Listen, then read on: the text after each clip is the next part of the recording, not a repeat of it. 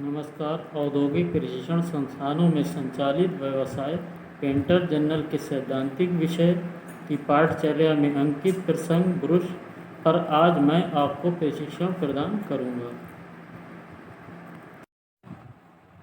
चलिए आज का प्रशिक्षण शुरू करते हैं। ब्रुश बालों ब्रिस्टल का समूह जो ग्रिप की सहायता से होल्डर हैंडल के साथ चिपका होता है ब्रुश कहलाता है। ब्रुश पेंटर के लिए सबसे आवश्यक औजार होता है। ब्रश पेंटर के लिए आवश्यक औजार इसलिए होता है कि मान लीजिए कि अगर पेंटर के पास सभी सुविधाएं हैं, पेंट वगैरह सब है, लेकिन उसके पास यदि ब्रश नहीं होता है तो वो काम उसका वो अधूरा है, वो अपनी कला का प्रदर्शन नहीं कर सकता। इसलिए पेंटर के लिए ब्रश आवश्यक औजार माना जाता है। वास्तव में देखा जाए तो पेंटिंग केवल ब्रश का ही कमाल है। अच्छे कलाकार के पास यदि उसके पास ब्रश नहीं होगा तो वो अपनी कला का प्रदर्शन नहीं कर सकता। मान लीजिए कि अगर उसको 0 नंबर का ब्रश नहीं है तो वो बारीक लाइन नहीं खींच सकता, इसलिए वो अपनी कला का प्रदर्शन नहीं कर पाएगा। तो पेंटिंग केवल ब्रश का ही कमाल है। पेंटिंग के ब्रश उन ब्रशों से भिन्न होते हैं जिनका कि प्रयोग ड्राइंग में रंग भरने के लिए किया जाता है। ड्राइंग वाले ब्रशों से ये भिन्न होते हैं पेंटिंग के ब्रश, लेकिन देखने में सेम होते हैं, सिर्फ साइज़ का ही अंतर होता है। पेंटिंग में कई आकार और भिन्न प्रकार के ब्रश प्रयोग किए जाते हैं। पेंटर अपने कार्य के अनुसार अलग अलग प्रकार के ब्रश इस्तेमाल करता है, जैसे कि मिक्सिंग के लिए उसे हार्ड ब्रश की आवश्यकता होती है और साइन बोर्ड लिखने के लिए उसके सेवर हेयर ब्रश की आवश्यकता होती है। बारीक अंडरलाइन के लिए उसे 0 नंबर के पॉइंट के गोल राउंड ब्रश की आवश्यकता होती है। इसलिए हम कह सकते हैं कि उसे भिन्न भिन्न प्रकार के ब्रशों का प्रयोग करना पड़ता है। ब्रश के 3 अंग होते हैं: होल्डर यानी कि हैंडल, ग्रिप, ब्रिस्टल यानी कि बाल। बाल ग्रिप में होते हैं चिपके हुए अंदर के लिए, और हैंडल ऊपर से गोलाकार, बीच में से अर्ध गोलाकार और साइड से ये चपटा होता है।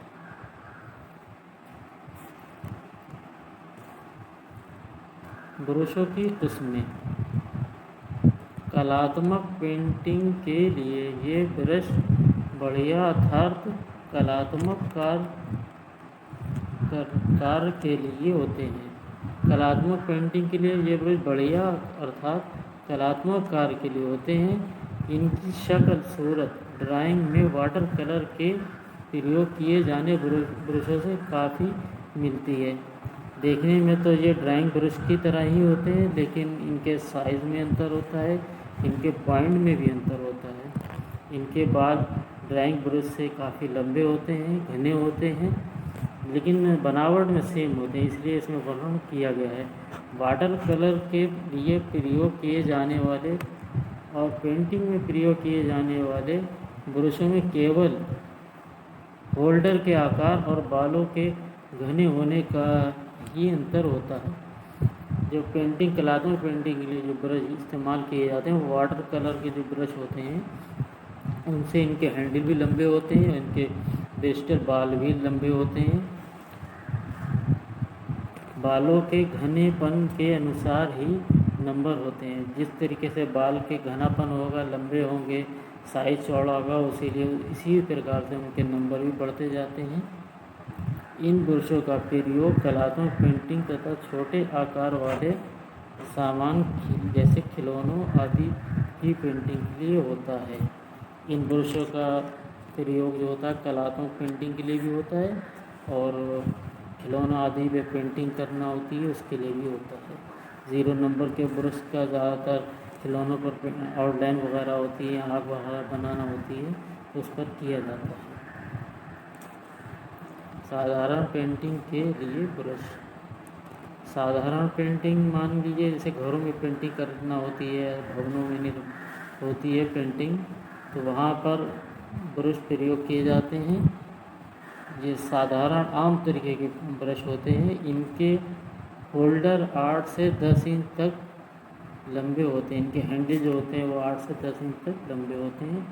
वे प्रारंभ में गोलाकार, इनके जो हैंडल होते हैं प्रारंभ में शुरू में गोलाकार और मध्य में अर्धगोलाकार और अंत में चपटे होते हैं। जहाँ पर जो चपटा आता है वहाँ पर ग्रिप चिपकी होती है इसमें चपटी जगह पर। इन ब्रशों में ब्रिस्टल चपटे आकार में जमे होते हैं। वे भिन्न साइज़ों में होते हैं, अलग अलग साइज़ में भी आते हैं ये ब्रश। जैसा आपको कार्य करना है वैसे ही आपको आवश्यकता पड़ेगी, वैसे आप भिन्न का साइज़ के ब्रश मार्केट से लेना पड़ेंगे। साधारणतया उनकी चौड़ाई आधा इंच से 4 इंच तक होती है। इनका प्रयोग फर्नीचर, दरवाजे, खिड़कियाँ, मशीनें, साइन बोर्ड आदि की पेंटिंग के लिए किया जाता है। इन ब्रशों का प्रयोग दरवाज़ों पर, खिड़कियों पर और साइन बोर्ड वगैरह पे प्रयोग किया जाता है। जैसी जहाँ पर आवश्यकता होती है उसी इंच के ब्रश लेना पड़ते हैं। वैसे गोलाकार ब्रश भी साधारणतः पेंटिंग में प्रयोग होते हैं, मगर उनका प्रयोग बहुत ही कम होता है। इनका गोलाकार भी ब्रश पेंटिंग में यूज़ किए जाते हैं, लेकिन कम लोग ही इसे यूज़ करते हैं, इसलिए मार्केट में अवेलेबल भी नहीं मिल पाते, इसलिए कम प्रयोग भी होते हैं इनको।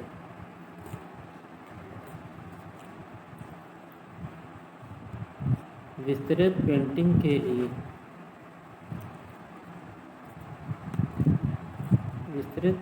के लिए बहुत बड़े आकार वाले ब्रशों का प्रयोग दीवारों पर पेंट करने, लोहे के ढांचे, समुद्री जहाज, रेल डिब्बे, मोटर, बसें आदि पेंटिंग करने के लिए होता है। जो ज़्यादा फैलाव वाली जगह पे पेंटिंग करना होती है, बड़े बड़े साइज़ होते हैं जो पेंटिंग के, तो वहाँ पर ये ब्रश का प्रयोग किया जाता है। जहाँ पर काफ़ी बड़े एरिया को कवर करना होता है, जैसे कि लोहे के ढांचे होते हैं, यानी कि मान लीजिए आप इंडस्ट्री में की कोई वर्कशॉप है, वहाँ पर पेंट कर रहे हैं लोहे की शीट पर, और समुद्री जहाज़ पर भी पेंटिंग होती है और रेलवे के डिब्बों पर भी होती है पेंटिंग। तो ये बड़े एरिया को कवर करने के लिए इन ब्रशों का इस्तेमाल किया जाता है। उनकी शक्ल साधारण पेंटिंग में प्रयोग किए जाने वाले ब्रशों की तरह ही होती है। वो देखने में साधारण ब्रश की ही तरह लगते हैं, लेकिन वो साइज़ में अंतर होता है। वे केवल उनकी चौड़ाई उनमें ज़्यादा होती है, उनका चौड़ाई में आकार ज़्यादा होता है। वे भिन्न साइज़ के होते हैं, अलग अलग साइज़ के होते हैं। आमतौर से उनकी चौड़ाई 5 से 7 इंच तक रहती है। 5 से 7 इंच तक चौड़ाई भी होती है इन ब्रशों की। उनके ब्रिस्टल लंबे और घने होते हैं। इनके बाल जो होते हैं वो घने भी होते हैं, इसलिए होते हैं क्योंकि ज़्यादा बाल होंगे घने तो उसमें ज़्यादा रंग यूज़ कर सकते हैं और ज़्यादा कवर एरिया भी कर सकते हैं, पेंटिंग का कार्य जल्दी भी कर सकते हैं। अच्छे ब्रश के गुण। अच्छे ब्रशों में मुलायम और बढ़िया ब्रिस्टल बाल प्रयोग होते हैं। अच्छे जो क्वालिटी के जो ब्रश होंगे उसमें अच्छे बालों का इस्तेमाल किया जाता है। अच्छे बालों का इस्तेमाल इसलिए भी किया जाता है क्योंकि पेंटिंग का कार्य अच्छा हो, वरना रेशे वगैरह दिखते हैं पेंटिंग में, वो अच्छी पेंटिंग नहीं मानी जाती है। ये ब्रश कोमल और चमकदार तो होते ही हैं, साथ ही उनके बाल बहुत ही समय तक प्रयोग किए जा सकते हैं। यदि हम इन ब्रशों को अच्छा साफ़ सुथरा करके रखें तो ये काफ़ी लंबे समय तक पेंटिंग के योग्य होते हैं।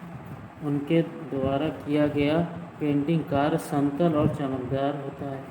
उनके द्वारा जो पेंटिंग का, यदि बाल अगर ख़राब होंगे तो पेंटिंग भी ख़राब होगी, इसलिए इन ब्रशों के बाल अच्छे होते हैं, इसलिए पेंटिंग समतल बराबर आते हैं और चमक भी होती है।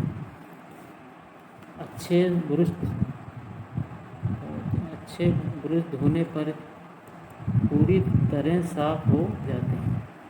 ये अच्छे क्वालिटी के जो ब्रश होते हैं, अगर आप इन्हें साफ अच्छी तरीके से ब्रश धोओगे, यानी कार्य आप मान लीजिए कि आपने अगर यदि पेंट का कार्य किया है, तारपीन के तेल से बाद में साबुन के पानी से अच्छी तरीके से साफ़ करके अगर उसे धो के रख देंगे तो बिल्कुल आपको नए जैसे मालूम होंगे। और अगर आप ऐसा करते हैं तो इसकी लंबी आयु भी हो जाती है, काफ़ी समय तक ब्रश प्रयोग में किए जाते हैं। ब्रश का सही प्रयोग, किसी भी कार्य के लिए सही तरह के ही ब्रश प्रयोग किया जाना चाहिए। यानी कि जैसा आपका कार्य है उसी तरीके का अगर आप ब्रश यूज़ करेंगे तो वो काम अच्छे तरीके से आप कर पाएंगे। जैसे कि मान लीजिए आपको ग्रिल पेंट करना है लोहे की, अब उसमें आपको अगर मान लीजिए 4 इंची या 2 इंची का ब्रश इस्तेमाल करेंगे तो उसके बाल पूरी तरह से ग्रिल के अंदर नहीं जा पाएंगे, इसलिए आपको कार्य करने में परेशानी होगी, रंग की बर्बादी भी होगी। इसलिए वहाँ पर आपको आधे इंची के ब्रश का प्रयोग करना होगा। सही ब्रश सही जगह पे यूज़ करने से अच्छा कार्य कर सकेंगे। प्रयोग करने के तुरंत बाद ही ब्रशों को अच्छी तरह से धो डालना चाहिए। अगर आप ब्रशों को अच्छी तरह के धो देंगे तो काफ़ी लंबे समय तक कार्य करने योग्य रहेंगे। ब्रश को साफ करने का सही तरीका यही है कि उसे तेल में डुबोकर साफ नरम कपड़े से उस समय तक पोंछते रहें जब तक कि उससे सारा पेंट ना निकल जाए।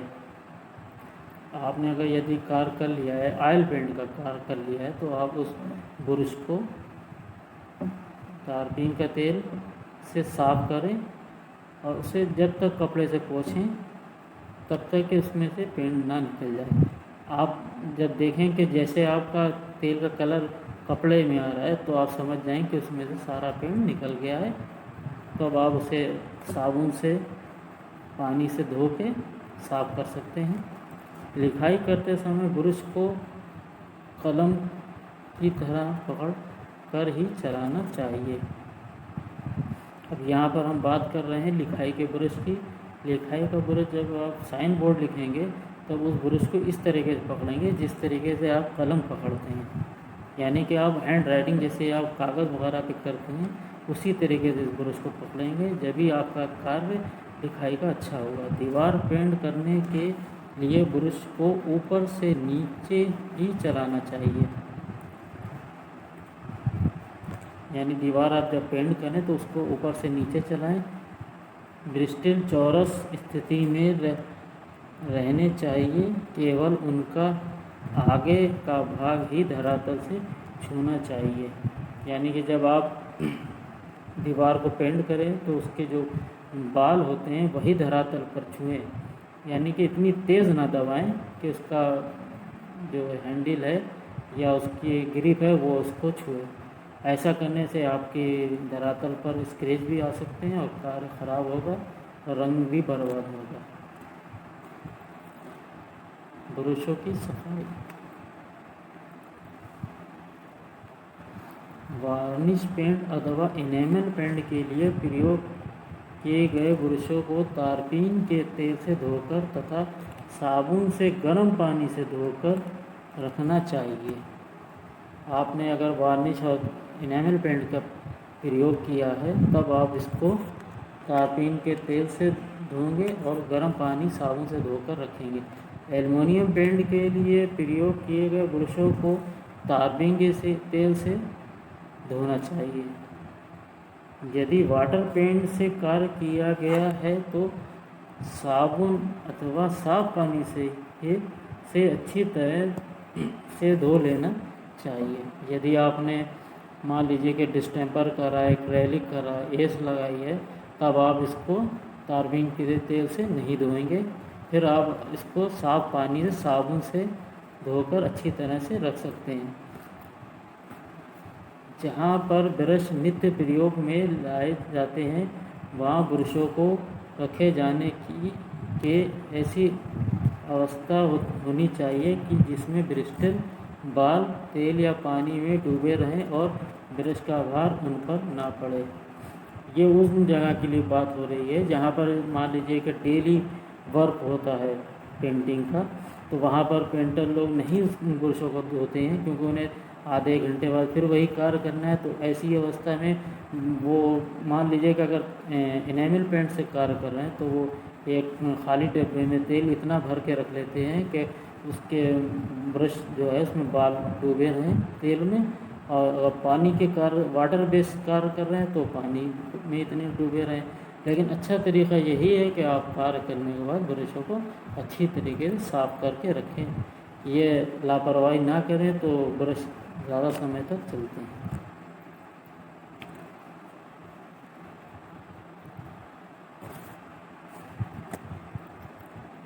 अब हम बात करते हैं पेंटर के कार्य के मुख्य ब्रश।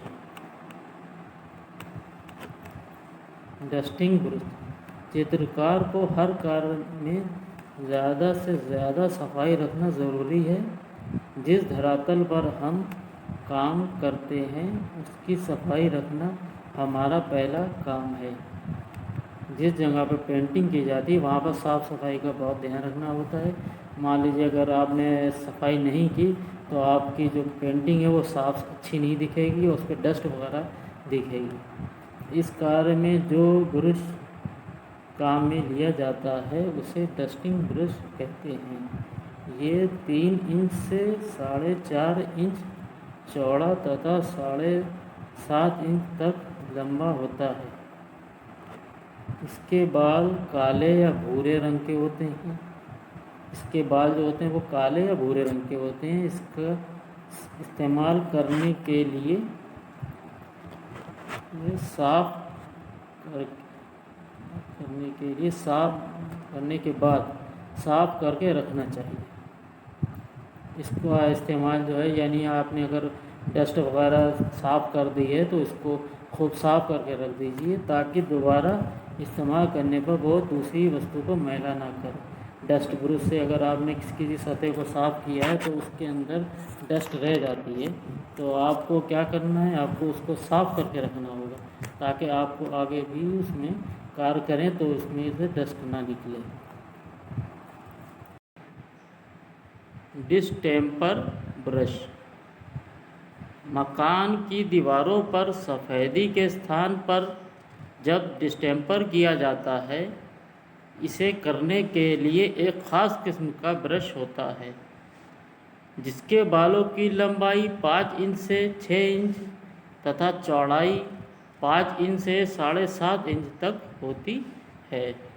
डिस्टेम्पर ब्रश से कार्य करने के बाद गर्म पानी से धोकर तथा साबुन से साफ करके खुले पानी से धोकर रखना चाहिए ताकि इसके बाल ख़राब ना हो जाए और ब्रश ज़्यादा समय तक कार्य करता रहे। जितने भी ब्रश होंगे तमाम पेंटिंग के लिए, जो वाटर पेंटिंग या ऑयल पेंटिंग के लिए होता है, यदि ऑयल पेंटिंग का कार्य किया है तब हमको तारबीन के तेल से धोकर साबुन और पानी से धोकर रखना होगा। यदि डिस्टेम्पर से से या इमल्शन से कार्य किया है तब हमें उसको साफ पानी से साबुन से धोकर रखना होगा। ऐसा करने से ब्रश ज़्यादा समय तक कार्य करने के लिए इस्तेमाल किए जाते हैं। Varnish brush. ये ब्रश चपटा होता है और सब ब्रशों से अच्छा होता है। ये कई प्रकार के होते हैं। इसके बाल बहुत नरम होते हैं। कार्य करने के पश्चात इसे तारबीन के तेल से धोकर तथा साबुन से गर्म पानी से धोकर रख देना चाहिए। इसके बाल साफ होकर खिल जाएंगे और ज़्यादा समय तक हम इस ब्रश का प्रयोग कर सकते हैं।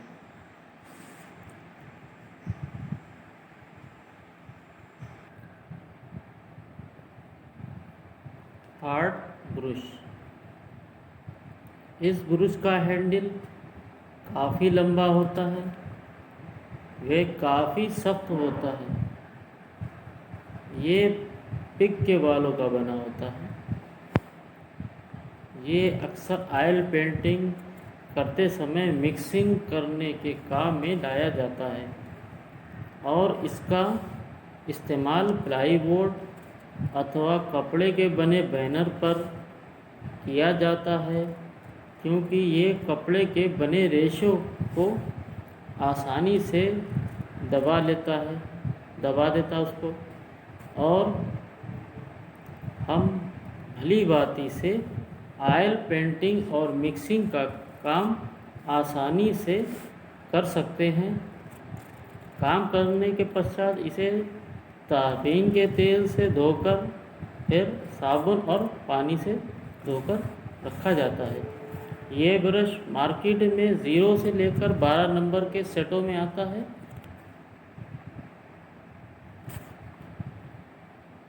सेवल हेयर ब्रश, ये ब्रश साइन बोर्ड, पेंटिंग और डिज़ाइन आदि बनाने के काम में आते हैं। ये सेवल नामक जानवर की पूंछ के बालों से बना होता है। इसके बाल 2 या 3 रंग के होते हैं, जैसे भूरे, काले, बादामी। इस ब्रश की 2 किस्में होती हैं, एक तेल के रंगों में काम करने वाली और दूसरे पानी के रंगों वाली। जो दूसरी किस्म होती है वो पानी के रंगों में काम करने के लिए होती है। ब्रश के पॉइंट कुछ नुकीले व चपटे होते हैं। 0 नंबर का ब्रश सबसे पतला और 12 नंबर का ब्रश सबसे मोटा व चौड़ा होता है। जैसे जैसे पॉइंट बढ़ते हैं वैसे वैसे इनके बालों की लंबाई चौड़ाई बढ़ जाती है और ये काफ़ी नरम बाल होते हैं। राइटिंग करने में इसका प्रयोग किया जाता है। इससे राइटिंग बहुत अच्छी, साफ सुथरी और पॉइंटेड आती है। इन ब्रशों की ग्रिप जिसमें बाल जुड़े होते हैं ये 2 किस्म की होती है, एक गोल व दूसरी आगे से चपटे। ये तेल के रंगों व पानी के रंगों में अच्छा कार्य करते हैं। इनेमल पेंट से कार्य करने के बाद इन ब्रशों को तारबीन के तेल से साफ धोकर रखना चाहिए। यदि आप इनेमल पेंट से इन सेवल हेयर ब्रश का लिखाई साइन बोर्ड वगैरह लिख रहे हैं, एक तो इसमें 2 तरीके के ब्रश भी आते हैं, एक राउंडदार आते हैं, एक फ्लैट में होते हैं, आगे से चपटे होते हैं। जो राउंड वाले होते हैं वो गोल राइटिंग के लिए अच्छे माने जाते हैं। इनका प्रयोग कम किया जाता है, इसलिए ये मार्केट में काफ़ी दिक्कत से मिलते हैं। ज़्यादातर फ्लैट ही इस्तेमाल होते हैं। इन ब्रशों को यदि आप लिखाई करते हैं साइन बोर्ड वगैरह, तब आप इन ब्रशों को केवल तारबीन के तेल से धोएं, पानी से इनको ना धोएं, क्योंकि पानी से धोने पर इनके बाल ख़राब हो जाएंगे, पॉइंट ख़राब हो जाएगा। वह जिन ब्रशों से पानी के रंगों का कार्य किया है, यदि आपने वाटर कलर पेंटिंग की है तब उन ब्रशों को साबुन और गर्म पानी से धोकर साफ रखना ज़रूरी है। इससे ब्रश जल्दी ख़राब नहीं होता है और अधिक समय तक कार्य करने में इस्तेमाल आते हैं। अगर आप पेंटिंग करने के बाद ब्रश साफ करके रखेंगे, धोगे, तो ये काफ़ी लंबे समय तक कार्य करते हैं और इसके बाल भी आपस में नहीं जुड़ते हैं, क्योंकि सारा गंदा पेंट इसमें से निकल जाता है। स्टेंसिल ब्रश, ये ब्रश स्टेंसिल छापने के काम में आता है। किसी कागज़ या टीन के ऊपर डिज़ाइन या अक्षर निकाल कर काटे जाते हैं, इसे स्टेंसिल प्लेट भी कहते हैं। जिस पर डिज़ाइन या अक्षर छापना हो, जैसे कि एक ही लिखाई, कुछ भी, जैसे माली लिखाई है वो कई जगह छापना है, तब हमें इसका स्टेंसिल का प्रयोग करना पड़ता है। वहाँ पर रखकर कटिंग वाली जगह पर रंग लगाने से कटा हुआ डिज़ाइन उसी तरह छप जाएगा। इस ब्रश के बाल लंबाई में बहुत छोटे और बराबर होते हैं, जैसा आप ये डिज़ाइन में देख रहे होंगे। ये ब्रश छोटे से छोटे और बड़े से बड़े साइज़ में मिलते हैं। इसकी शक्ल बिना ब्रश की तरह से होती है। इनकी शक्ल भी ब्रश से थोड़ी अलग होती है। काम समाप्त करने के बाद ब्रश को तारबीन के तेल से या मिट्टी के तेल से, यदि तारबीन का तेल नहीं है तब मिट्टी के तेल से धोने के बाद साबुन और पानी से धोकर रखना चाहिए।